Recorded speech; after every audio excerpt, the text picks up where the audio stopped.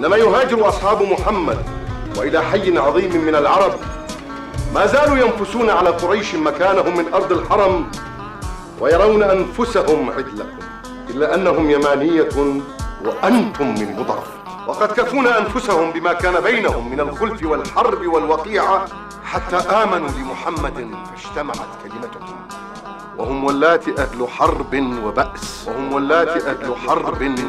وقد تبين أن محمداً قد أمر أصحابه بالهجرة جميعا إلا أن يحال بين الرجل وبين ذلك.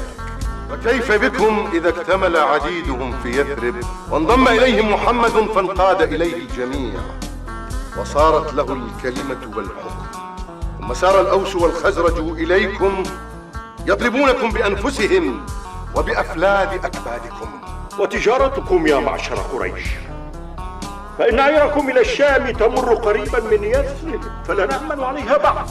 أم حسبتم أنهم يخاصمونكم في الدين ثم يقبلون عليكم في المواسم ليبتعوا منكم؟ وقد نصحت لكم يوما فقلت خلوا بينه وبين العرب، فإن أصابوه فقد كفيتموه، وإن ظهر فعزه عزكم، وها أنتم اليوم تقلبون الرأي ولا تهتدون إليه.